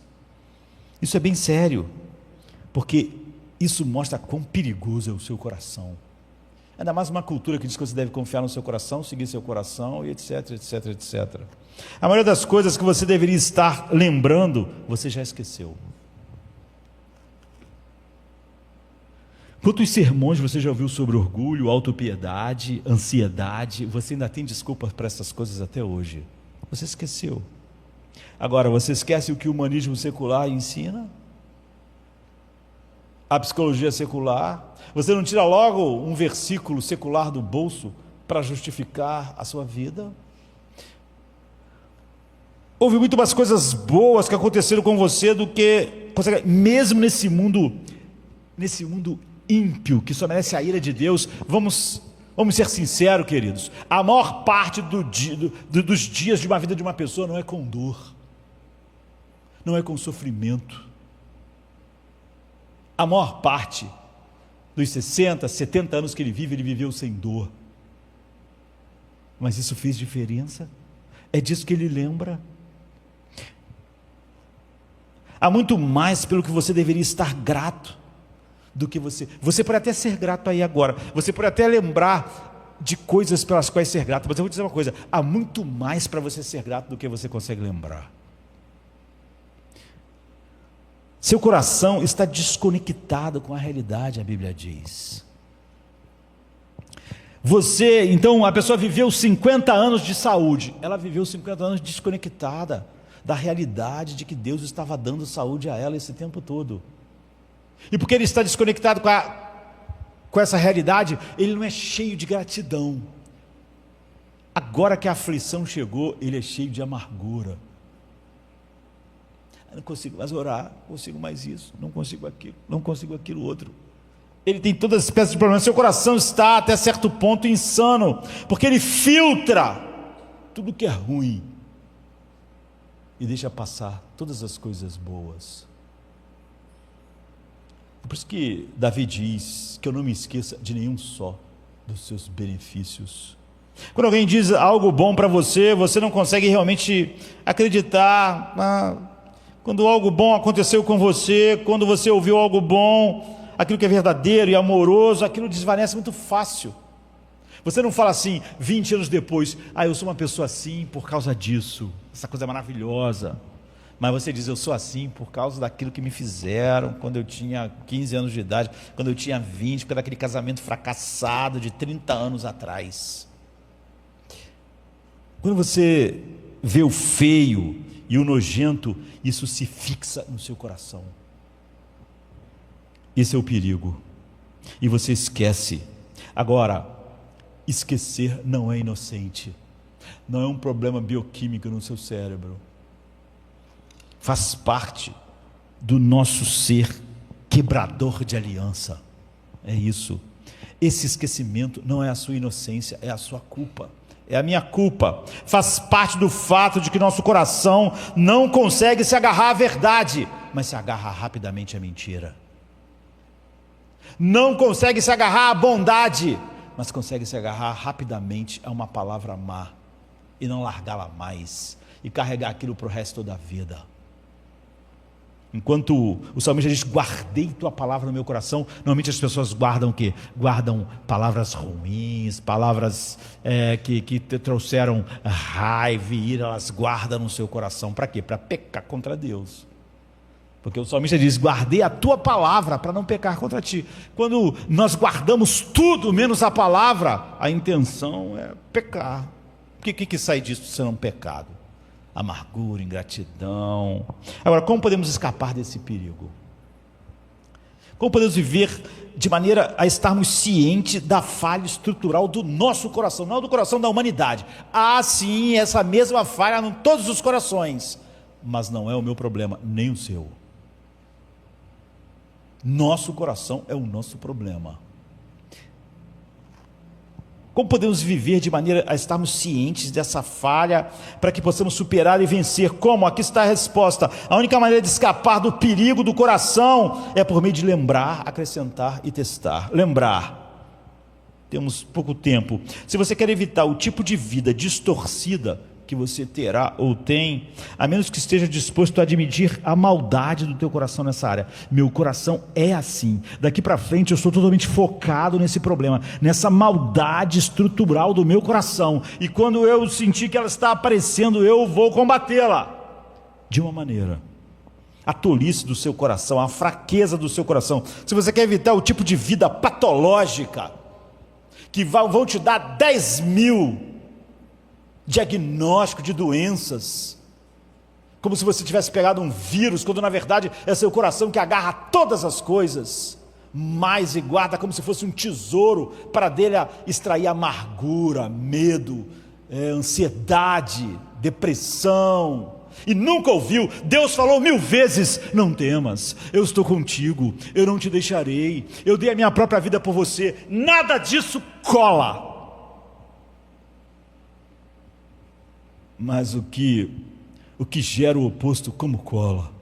Não precisamos de repetições. Na Bíblia a palavra lembrar significa algo muito mais forte do que significa na língua portuguesa. Quando Deus olhou para o povo e diz, não me lembrarei dos seus pecados, todos sabemos que Deus não esquece nada. Na verdade Deus vê todas as coisas todo o tempo todo. Quando Deus diz, não me lembrarei mais dos seus pecados, você tem que lembrar. Até para dizer isso para alguém, você teria que lembrar. Se você falar para alguém assim, olha, eu não vou lembrar das maldades que você fez, é óbvio que eu estou lembrando, não é? Até para me dizer isso para alguém, eu tenho que estar lembrando da maldade. Por isso que eu estou falando, eu sei que você fez a maldade, não é? Eu não vou lembrar delas. Que pecados? Só aqueles pecados. Quando ele diz, não me lembrarei mais dos seus pecados, ele não quer dizer que as informações vão sumir da sua mente. Nada jamais sumiu da mente de Deus, que ele apagou o HD, que jogou o disquinho fora, apagou a nuvem. O que ele quer dizer é o seguinte, não vou olhar mais para você através do seu pecado. Josemar, eu não vou mais olhar para você através do seu pecado, eu vou olhar para você através do Evangelho, eu vou olhar para você através da cruz. Eu só vou olhar para você através do sangue do meu filho. Nunca mais eu vou te olhar através do seu pecado. Daqui para frente, a única maneira que eu vou te olhar é através do Evangelho. Não verei mais você através dos seus pecados. Não vou agir com você em relação a você como se você tivesse pecado. Vou agir com você em relação ao Evangelho. Sabe o que isso significa? É uma coisa ver uma verdade, outra coisa é ver tudo através daquela verdade. Uma coisa é você ver o Evangelho, dizer que esse é o Evangelho, que você conhece o Evangelho, que você conhece a doutrina certa do Evangelho. Outra coisa é você ver tudo através do Evangelho. É isso que Deus diz que esqueceu os pecados. Ele está dizendo, eu vou ver você através do Evangelho. C.S. Lewis disse, não apenas eu vejo o sol, falando a respeito disso, né? Na verdade, em certo sentido, a gente vê muito pouco o sol, podemos olhar para ele, mas ele diz, não apenas vejo o sol, na verdade, em certo sentido, mal consigo ver o sol, mas através do sol eu vejo todas as coisas. O sol no céu, que significa realmente lembrar a verdade, significa não apenas estar ciente delas, significa possuí-la de tal maneira que a verdade te possui. Você já fez um teste e foi para o teste pensando que conhecia, mas você vê que você não via as coisas através daquela verdade. Isso é tão comum, isso aconteceu com você e você sabia tudo sobre aquela parte da física, mas tudo da maneira que as perguntas foram feitas, como o professor colocou. Mas lá na prova, desgraçadamente, eles colocam a questão de uma outra maneira.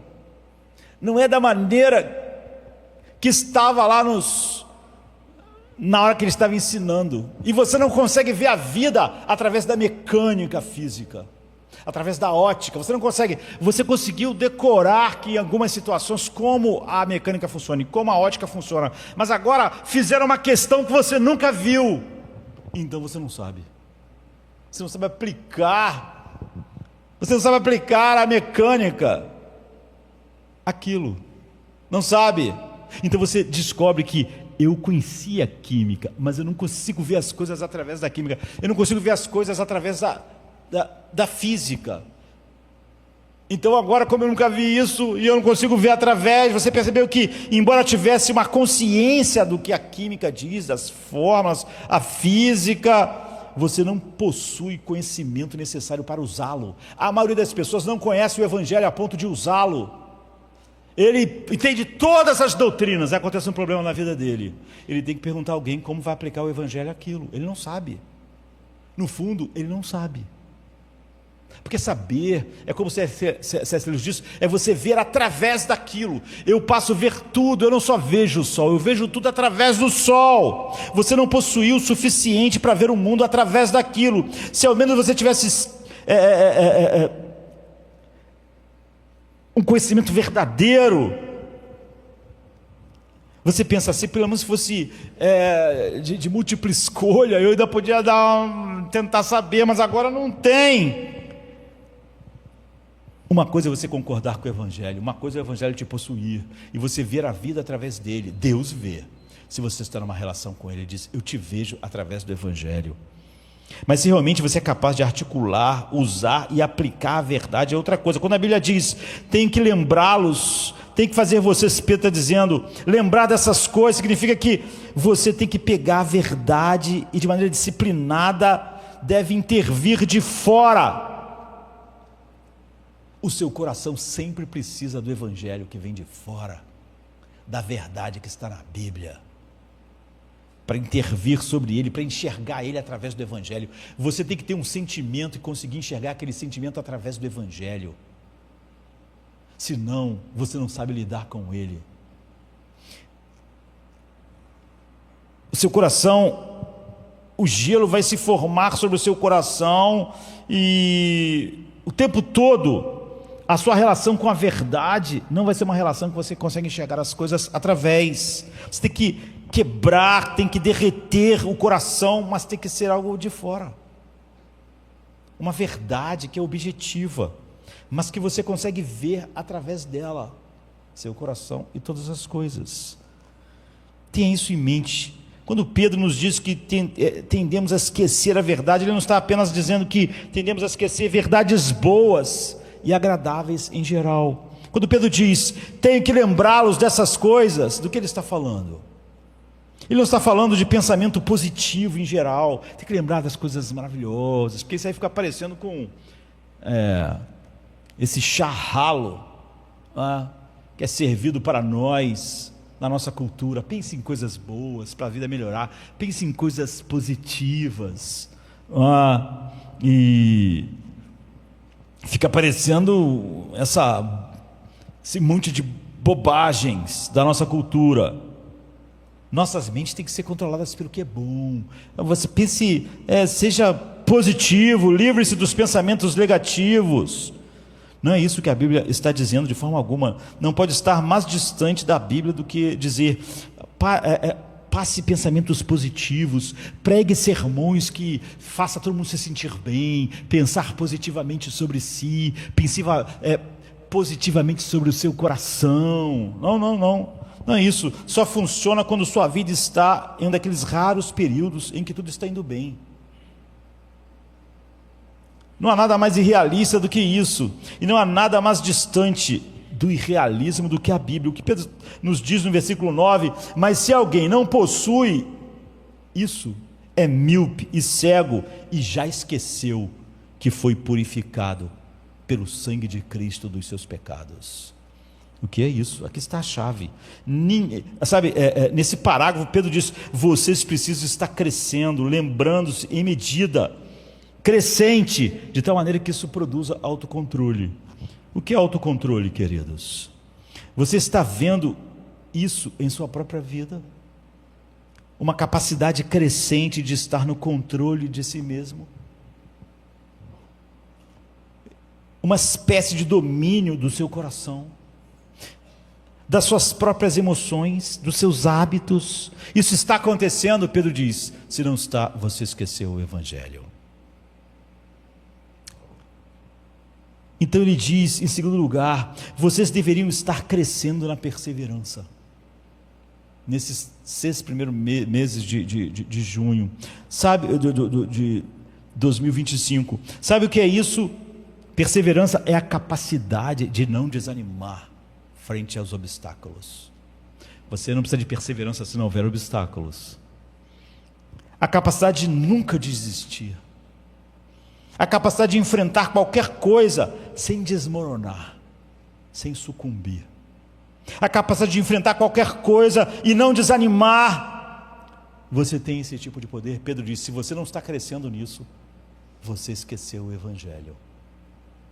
E você olhou para as coisas não através do Evangelho. Você o esqueceu. Em vez de ser maníacos, como tendemos a ser, sermos uma pessoa de perseverança, como uma rocha no mar, que tem uma tempestade, tem hora que você nem está mais vendo a rocha, mas amanhã, quando você acorda, o mar baixa, as ondas baixaram, os ventos passaram, e a rocha está exatamente onde ela estava. Pedro está dizendo, sobre perseverança, você está crescendo nisso, vem grandes problemas, quando esses problemas vêm, no final você está como estava, perseverante, ou você foi levado pela tempestade, as grandes ondas vêm, elas te atingem, quando as ondas vão embora, você é a mesma pessoa, você ficou no mesmo lugar, você está crescendo em perseverança, ele disse. Se não está, você esqueceu o Evangelho, você não olhou para o que estava acontecendo através do Evangelho. Deus olha para você através do Evangelho, é por isso que Ele consegue tratar com você. Você não merece como Ele te trata, mas Ele não te vê fora do Evangelho. Ele, quando olha para você, Ele esqueceu, porque Ele está dizendo, eu vou te tratar, ainda que eu saiba todos os seus pecados passados e presentes, mas eu vou te tratar e só vou te ver através do Evangelho. Não importa o que a vida te ofereça, você não mexe um centímetro porque você vê através do Evangelho. Então Pedro também diz, vocês deveriam estar crescendo no amor fraternal. Ele vai dizendo, e não podemos olhar os detalhes. Toda pessoa realista diz, nossa, estou tão longe disso. O que Pedro diria a você? Ele diz, alcance o fundo do poço. Você pode fazer isso se você se esforçar e for uma pessoa de firmeza. Você tem que conseguir tirar isso das forças que estão em você. Não, ele não diz. Ele diz, se você não está crescendo no autocontrole, se você não está crescendo na perseverança, se você não está crescendo no domínio próprio, você esqueceu Cristo. Ele podia, hoje, as pessoas diriam, porque as pessoas não estão vendo as coisas através do Evangelho, né? nem nas pregações, diria, não, você tem que ser mais forte, você tem que ser estoico. Ele não diz, se você não tem mais autocontrole, se você está tão ansioso como sempre você foi, você esqueceu o Evangelho. Não é que você tinha que se esforçar mais, você tinha que ter mantido o Evangelho e visto todas as coisas através do Evangelho, mas você não vê mais. O cristianismo nunca começa com faça. Ele diz que primeiro você tem que receber algo antes de poder fazer. Muitas pessoas pensam que o cristianismo começa com limpe sua vida, tenha autocontrole, controle sua ansiedade, seja perseverante, torna-se mais amoroso, mas não é verdade. Pedro não diz, primeiro você faz, ele diz, primeiro você tem que receber algo. O Evangelho é receber, não é dar algo a Deus para que Ele nos dê algo de volta. Quem primeiro deu a Ele para depois receber? O Evangelho, se você não está crescendo nesse aspecto, você esqueceu o Evangelho. Era isso que Lutero estava dizendo para a sua igreja. Não é uma questão da prova. Nós não viemos aqui todo domingo e entregamos uma prova para ver se está todo mundo lembrando bem, conhecendo bem o que foi ensinado. A questão é, durante a semana você viu as coisas através do Evangelho? O que significa que você foi purificado? Pedro diz, se você não está crescendo nisso, você esqueceu que você foi purificado dos seus antigos pecados. O que significa isso? É óbvio que esqueceu o Evangelho. A questão é o Evangelho. Jesus Cristo é o seu substituto. Ele veio à terra e não apenas tomou todo o seu castigo, porque Deus, a questão não é só o que você devia, o que você fez de errado contra Deus, é que você devia ter feito tudo correto e maravilhoso para a glória dele. Você não fez nenhuma coisa nem outra. Então Jesus não só veio resolver o problema de você ter pecado e ofendido Deus, mas ele teve que resolver também o problema de que você não viveu para a glória de Deus. Então ele teve que viver 33 anos aqui, vivendo perfeitamente para aquela vida ser colocada na sua conta de maneira positiva, como se você tivesse vivido da maneira perfeita com que ele viveu os 33 anos. E depois ele pagou o débito, mas ele não só pagou o débito, você vê que está ficando tudo zerado, está zerado agora, não está devendo mais nada, não, ele botou um crédito incrível, é como se você tivesse vivido a vida perfeita.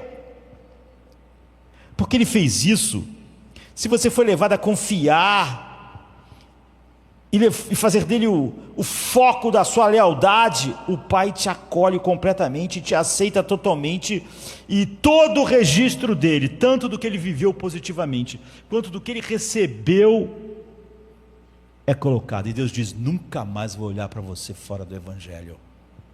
Eu sempre vou olhar para você como se você tivesse me obedecido perfeitamente. E nunca vou olhar para você como se você tivesse pecado contra mim, nunca mais. O que Pedro está dizendo, esse é o Evangelho. Se você não está crescendo no autocontrole, mas está preso a algo que te controla, qualquer coisa, se você não está crescendo na perseverança, mas você sempre parece um maníaco, desanimado a cada problema, um maníaco ansioso, a cada dificuldade, a cada nuvem que está se formando, e se você ainda usa todo tipo de nome terapêutico que o humanismo secular dá para você encobrir isso, se você se encontra não se tornando com mais autocontrole, com mais confiança, com mais paz, mas você está ficando uma pessoa mais irritável, mais ansiosa, mais amarga. Pedro não diz, cave fundo, tente mais, pense pensamentos positivos. Não, que ele diz o seguinte, duas coisas, ou você nunca entendeu o Evangelho, ou você o esqueceu. Não há outra. Todo mundo nessa sala cai numa dessas duas categorias.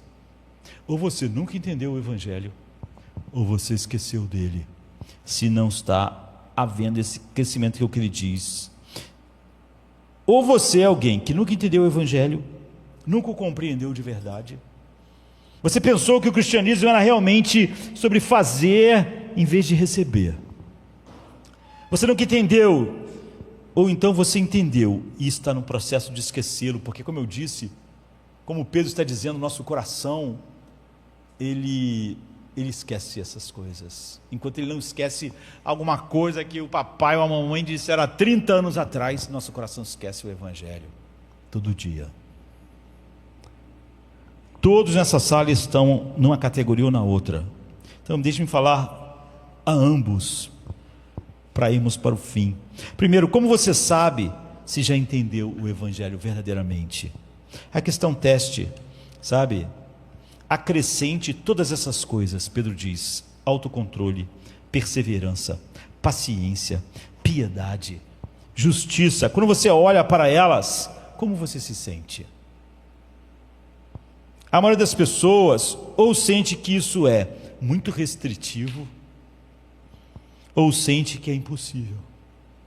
Eu não consigo lidar com a minha ansiedade. A gente ouve ad nauseam. Não consigo lidar com o meu medo. Não consigo. A maioria das pessoas ou sente que isso é pesado demais, restritivo demais, ou que é impossível. Em outras palavras, ou você despreza isso que Deus está dizendo, que o Evangelho produz aqueles frutos do Espírito, paz, alegria, etc, etc. Ou você acha tudo isso muito duro, você queria mais compreensão com a sua ansiedade. Se você já entendeu o Evangelho, que acabamos de falar, que Jesus é o seu substituto, que Ele é o perdoador de todos os seus pecados, que Ele é aquele que veio e pagou e cumpriu todas as obrigações para que você possa ser totalmente aceito, e que Deus nunca mais te olha, a não ser através do Evangelho, para que você possa ser totalmente aceito, e isso no centro do seu coração te muda. Como um cristão começa a ter um coração perdoador? Como? Não é porque alguém ele ouve o sermão e diz: você tem que conseguir perdoar, você tem que travar os dentes e perdoar. O Evangelho está dizendo o seguinte: Deus olha para você e você é um pecador, mas Ele olha como se você nunca tivesse pecado, porque Ele olha para você através do Evangelho. Alguém te fez algo, você só acha difícil perdoar porque não está olhando para ela através do Evangelho. Olhe através do Evangelho. Pedro disse: sabe qual é a dificuldade do perdão? É porque eu esqueci dos meus pecados perdoados com o sangue de Cristo. Senão minha visão do perdão, eu não ia olhar para aquela pessoa, eu ia olhar para ela através do Evangelho. Como o C.S. Lewis disse, eu não só vejo o sol, eu vejo tudo através do sol. Então, e quando eu olho para alguém através do Evangelho, através do fato de que todas as minhas maldições foram para Cristo, e todas as coisas que Ele viveu vieram para mim, e então o perdão se torna o resultado do Evangelho. Não é um fazer, você vê, não é o fazer para Deus se agradar, é o contrário, é o resultado. Pedro diz: se você não consegue perdoar, é porque você esqueceu o Evangelho. Você não consegue ver aquela pessoa através do Evangelho. Se você não consegue ter perseverança no meio da aflição, você esqueceu a aflição infinita que Jesus sofreu por você. Você só não consegue ficar firme porque você esqueceu o Evangelho. Você só não consegue ter autocontrole porque você esqueceu como Ele teve que controlar-se de maneira infinita, sendo o Rei da Glória e sendo tratado como um lixo no mundo. Se você visse essa dificuldade através do Evangelho, ou seja, através do que Cristo fez, então você teria perseverança, você teria autocontrole. Mas você esquece o Evangelho. Quando essas coisas acontecem, o Evangelho foge da sua mente. Não apenas acredita de forma geral. Muitas pessoas acreditam de forma geral, mas não o possuem. Elas não veem tudo por meio do Evangelho. Quando você estiver em qualquer dificuldade, pergunte: eu estou vendo isso através do Evangelho? Estou vendo essa aflição? Estou vendo essa ofensa? Estou vendo essa dificuldade através do Evangelho? Eu estou ansioso, eu estou olhando para o futuro através do Evangelho? Eu estou com medo, estou olhando para isso através do Evangelho? Estou amargo, estou olhando para esse tratamento que eu recebi. Estou olhando através do Evangelho, através do que Jesus recebeu como tratamento, não só do mundo, mas do próprio Pai, para me resgatar. Estou vendo tudo através do Evangelho. Onde está a dificuldade no meu coração? Não é exatamente porque eu não estou vendo nada disso através do Evangelho, é porque eu esqueço o Evangelho cada vez que os cultos acabam. Se você entende o Evangelho, duas coisas acontecem ao mesmo tempo. Primeiro, você tem esse desejo de viver uma vida elevada como essa, uma vida em um alto nível. Você quer ser piedoso. Não é que você tem que ser piedoso, porque você começa a ver tudo através do Evangelho. Você pensa, todos os dias eu peco contra Deus, mas Ele continua olhando para mim através do Evangelho. Ele continua, Ele nunca mais vai olhar para mim através de qualquer outra coisa. Então Ele vê o meu pecado, mas Ele vê esse pecado através do Evangelho, foi coberto. Ele vê a minha vida que não foi de glória e que expressou o amor de todo o coração, alma, força e vontade para Ele, mas Ele vê através do Evangelho. Então Ele vê como Jesus o amou de todo o coração, alma e vontade, e Ele atribui isso a mim. Como eu vou olhar para as outras pessoas? Como eu vou olhar para essa situação que despertaria todo tipo de ansiedade? Quando eu ver ela surgindo, o que eu vou fazer? Vou lembrar o Evangelho. Vou olhar para isso de novo através do Evangelho. Você quer ser piedoso, quer ser paciente, quer ser amoroso, não quer ser ansioso.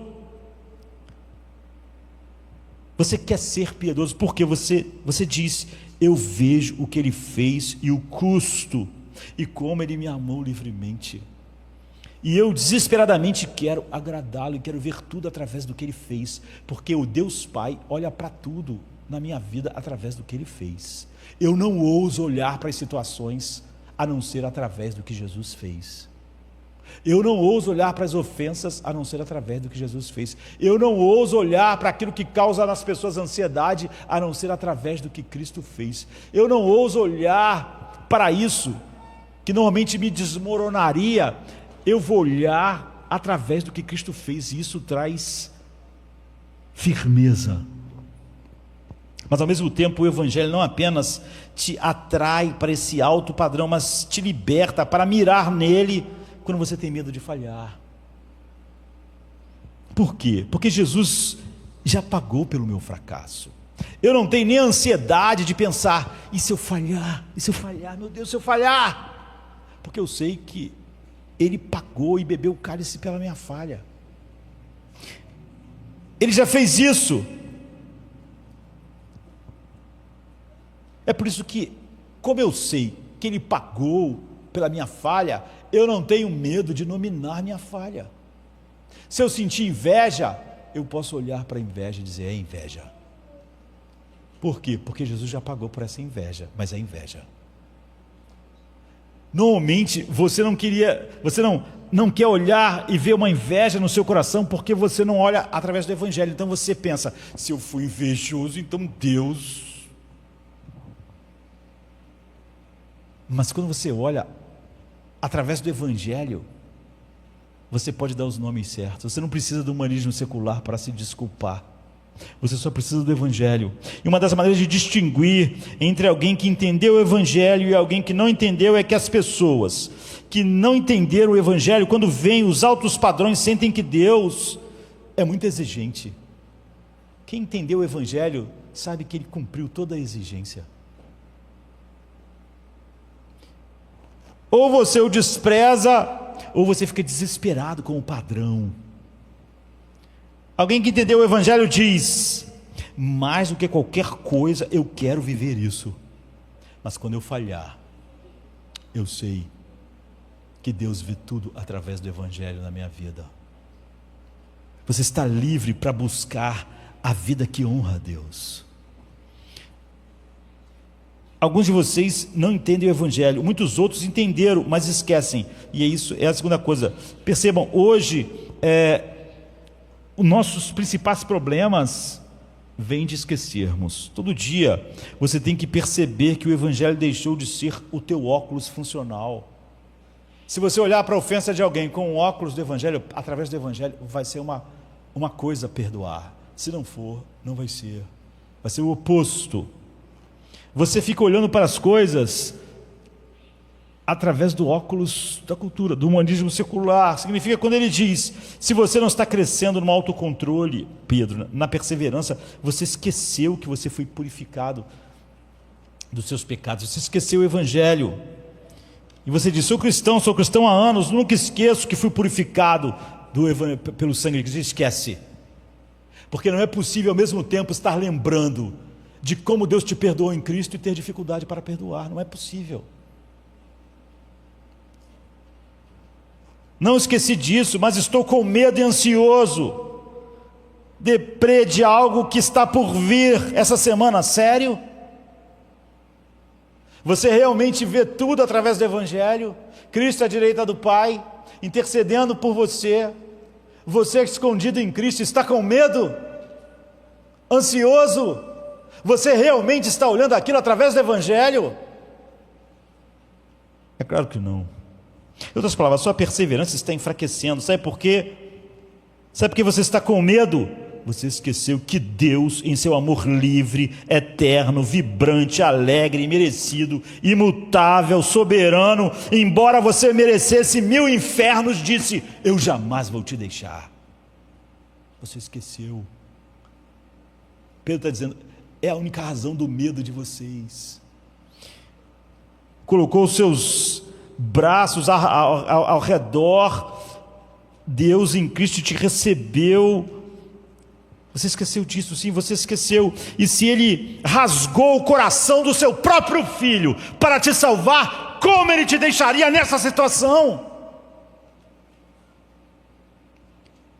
Bem, você diz, não tinha pensado nisso. Não, você não está olhando para o seu problema através do evangelho.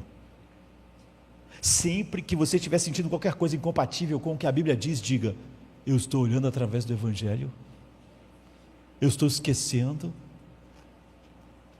É uma coisa ver o evangelho, outra coisa é ver tudo através do evangelho. Conhecer adequadamente todas as doutrinas é só ver o evangelho. Mas você, Pedro está dizendo, está realmente confirmando a sua vocação e eleição se você vê as coisas através do evangelho. Por isso que ele vai dizer lá um pouco na frente, para que fique firme a vossa vocação e eleição, para que vocês tenham certeza. Só aqueles que veem tudo através do evangelho podem ter certeza. Não me lembro dos seus pecados.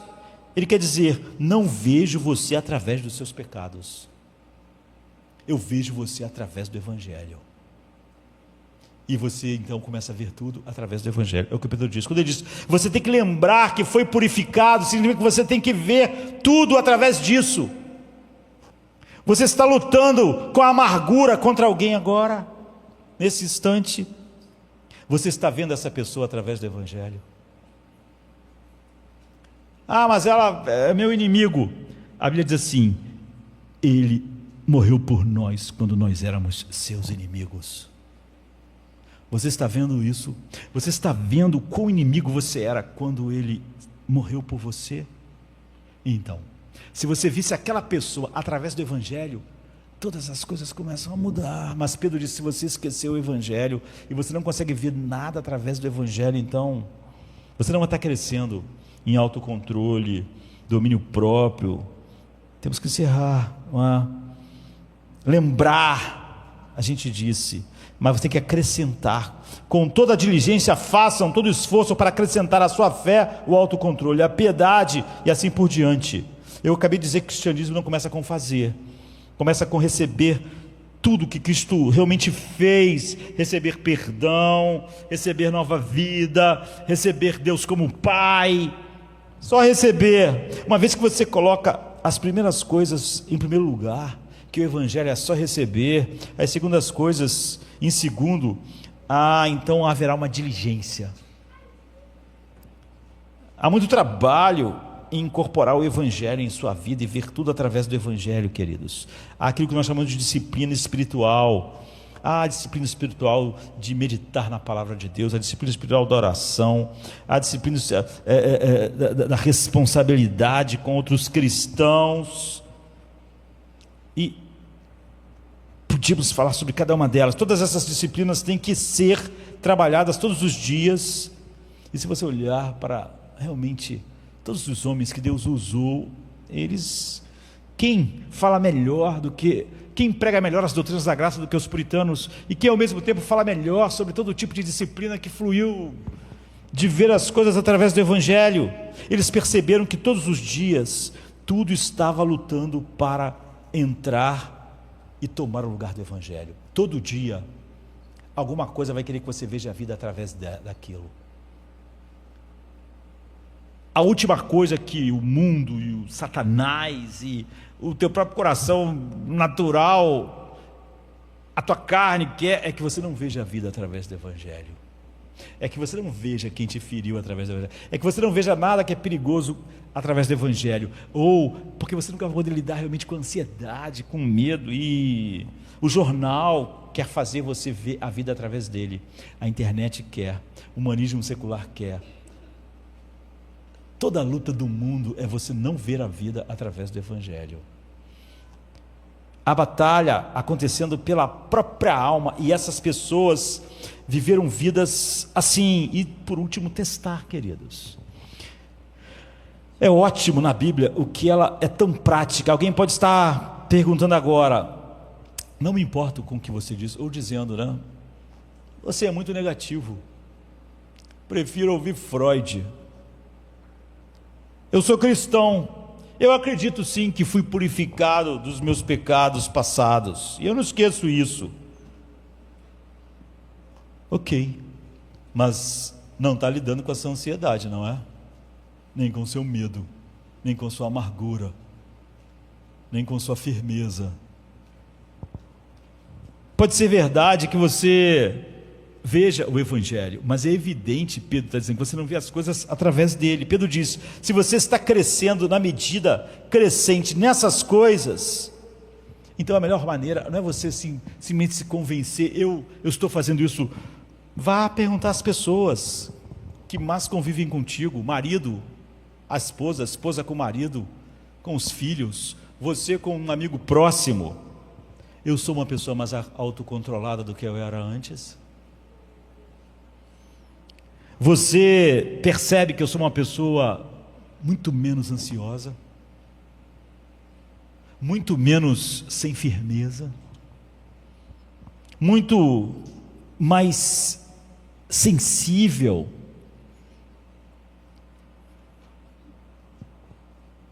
E alguém pode dizer: você está menos ansioso? Você é ótimo, é meu amigo, é meu esposo, é minha esposa, mas você está tão ansioso como sempre foi. Se estiver, e se todos disserem que sim, que cada vez mais a ansiedade é uma coisa sendo apagada da sua vida, e cada vez você é mais autocontrolado, e cada vez mais o seu temperamento está sobre o domínio de você, que você tem agora domínio próprio, que seus desejos estão, que bom. Então, de fato está acontecendo isso. E alguns podem dizer: olha, eu tenho tanto amor no meu coração. Você já sendo negativo, porque são como aqueles jovens que dizem: não, nós não precisamos saber sobre lidar com conflito, perdão, porque nós nos amamos. Você é só ingênuo, você não conhece o Evangelho, ou seja, você não sabe, você não está vendo as coisas através do Evangelho. Realmente, quando alguém diz: não, mas nós nos amamos muito, ama mesmo, tem muito amor no seu coração, mas tem muito mais coisas lá dentro. Esse é o problema dos nossos corações. Tem muitas coisas dentro dele que precisam ser tiradas de lá. Se só tivesse amor no nosso coração, tudo estaria bem. Às vezes é verdade que há amor, mas tem um monte de coisas também junto. E muitos de vocês sabem a verdade do Evangelho. Então Pedro diz: façam um esforço então para acrescentar a fé, a piedade, o autocontrole, a perseverança, a vitória sobre a ansiedade. Faça isso para você ter certeza. O problema é que você está enfrentando agora. Coloque o Evangelho. Você está se sentindo amargurado? Então comece a perguntar: se você está vendo aquilo realmente através do Evangelho. Você tem dificuldade com o perdão? Realmente se pergunte se você está olhando para a pessoa através do Evangelho. Venha, cresça no conhecimento do Senhor Jesus Cristo, cresça na graça, Pedro diz. E você então vai fazer firme sua vocação e eleição, porque você percebeu que a coisa mais perigosa é o seu coração, mas você percebeu que o Evangelho é a única coisa que realmente pode lidar com ele, te dando um novo coração. Mas nós sabemos que enquanto estivermos no mundo, Deus nos dá uma nova vida, mas a velha vida ainda está lá para ser negada pela nova. E é assim, quando eu vejo tudo através do Evangelho, o velho Pedro disse, é que cada vez mais eu vou estar acrescentando a essa fé domínio próprio, firmeza, autocontrole, paz. E então o nosso coração perigoso estará no único lugar seguro, quando ele estiver vendo tudo através do Evangelho. Vamos ficar de pé. Não há justo nenhum sequer, não há quem entenda, não há quem busque a Deus. Todos se desviaram, todos, não há alguns, tornaram-se inúteis. Não há quem faça o bem, nenhum.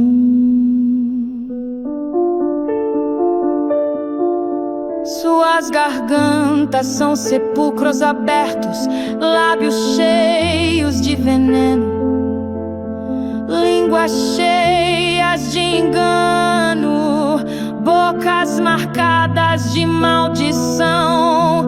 Seus pés correm pro sangue, caminham sobre ruínas, vivem cercados de miséria, mas não conhecem a paz. Toda boca se cala, todo mundo se curva, a lei revela. Todos culpados, todos caídos, todos nus diante do juiz. Não há justiça em nós, não há desculpa nem voz, só silêncio e condenação. Eles não temem, eles não veem, vivem como se Deus não estivesse ali. Vivem como se fossem seus próprios senhores, mas a lei não erra e a culpa não se esconde. Todos estão debaixo do pecado, todos, sem exceção. Não é sobre o outro, não é sobre o mundo. Sou eu o real, sou eu no tribunal. Sou eu que não busquei, sou eu que me desviei. Toda boca se cala, todo mundo se curva.